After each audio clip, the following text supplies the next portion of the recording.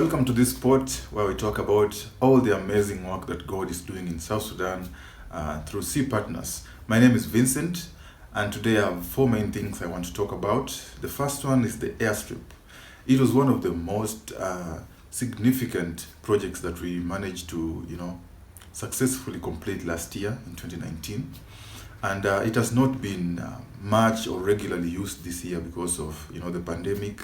It led to a decrease of our activities, our goings in and out from Boma. So the place was really overgrown. The rolling strip was just full of grass. With the rains and the fertility of the soil there, the airstrip just looked like it was just literally a bush, a savanna. But it was really impossible for us to, put people to work on the airstrip when we were not certain about when the next flight would be. So whenever, for example, we have a flight in 2 weeks' time, it would require for us to have a huge labor force to work continuously for about 2 weeks, more than 10 people for about 2 weeks to completely clear the airstrip. If the flight is postponed, man, imagine the financial losses. But with your donations, we were able to buy a brush cutter last time here in Nairobi, which our staff took in Boma.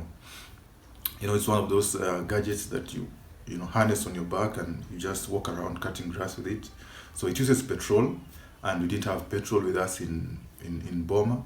So all this time we were just hustling around trying to get petrol from some dealers in Boma, but it took us a long time before we finally were able to buy some few liters of petrol, and our staff managed a good job of clearing all the grass from the airstrip, and that's an amazing work God has been able to do. With all your donations, we just thank God and we ask more blessings to your life. All your £1 and your $1 and 1 shillings are not in vain. It helps a lot in changing the lives of people in Boma through these ministries that we're doing. So the airstrip is ready, it's rollable, and it's so clear. There's some pictures I'll show you. So that's an amazing work. The second thing, we'll talk about the church ministry. It's our core activity in Boma. It's why we're there, to minister to the people, to teach them about the Word of God. Unfortunately, it's been very hard to get these adults in one place and teach them the Word of God because of these upheavals. For now, they fear the COVID. Before that, they were, fearing for their lives, the insecurity that's always in that region. But by and by, without tiring, our staff have been working day and night to make sure the message is spread, to make sure the teaching continues without fail. And one of the main things that makes me really happy, that has been consistent, is with the kids. The kids has been, it's very easy to get them. You just bring, for example, a football, a soccer ball, and you start playing with them, and they'll just gather around you. And you call them to the compound, you want to share a word of God with them, and you make it like a Bible story or something like that, and they'll come. And so the ministry with the kids continues at the normal rate. In fact, it's even better now that they are not attending school. They usually come to the compound on a daily basis. I was told they don't miss their Bible lessons every morning, and that is reason to celebrate and to thank God for that. So let's continue praying for this ministry, that God will use these children to change that community in Boma and to change their country of South Sudan. The third thing I'll talk about is the grinding mill. We used to have, we had this grinding mill that was dormant for quite some years, but now it's operational. We bought some spare parts last time, and now Andrew managed to fix it. Now it's a 2-piston engine, so it's very strong compared to the one that they use in Boma. There's only one grinding mill in Lower Boma, by the way. So the people from the whole of that region used to go there to have their cereals and grains, ground.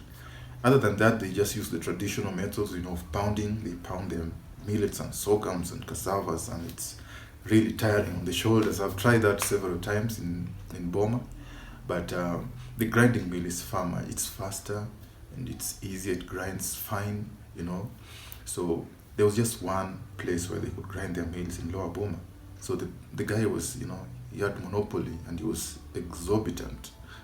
If you take, for example, like a 2 kilogram bag of corn, he would scoop almost more than a quarter of it as payment.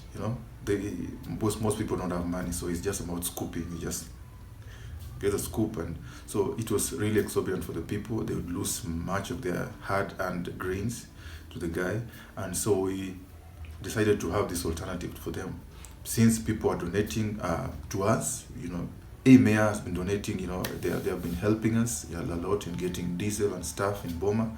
Your donations have been helping us to run the project in Boma. So it's only imperative for us to also help the people. So we are grinding the cereals for them at an almost free price.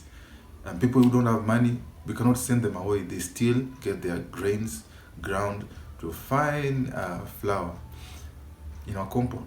And it has been so phenomenal. I mean, I was told they usually line up from morning to evening. So much so that now they have some sort of timetable. It's not done on a daily basis, maybe on a Monday, on a Wednesday, on a Friday, something like that.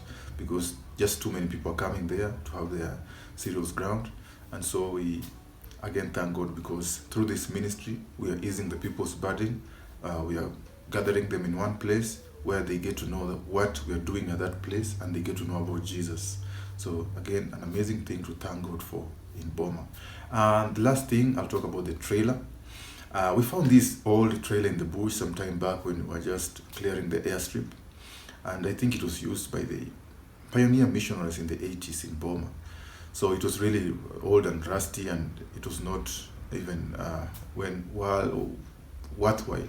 I mean, when I looked at it first, it was like just junkyard. But Andrew, our chief technician in Boma, managed to look at it well, and he said he could actually do some repairs on it. So when he came to Kenya, he gave us a list of things that we would need. We bought tires, some grease, bearings and nuts and stuff, and he managed to weld the sides, with tin, and he repaired the trailer. And now it's not just even a normal trailer; it's a dumper trailer, and that's amazing because now it can easily haul sand and rocks, and it can dump using the power of the tractor. So that was an amazing work from Andrew and the rest of our staff there.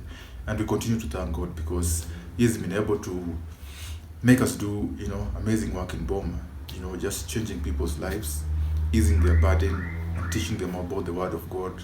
And that's our main call in Boma. So with those 4 things, we are grateful, and I want to take this opportunity to thank you for your continued support in this regard, your financial donations and support, your prayers especially. Our staff are safe, the people in Boma, there's peace now in Boma, and that's amazing. That's worth thanking God for. So that's our update for today. God bless you. Continue to be obedient to His word as we serve Him together. Thank you, and bye.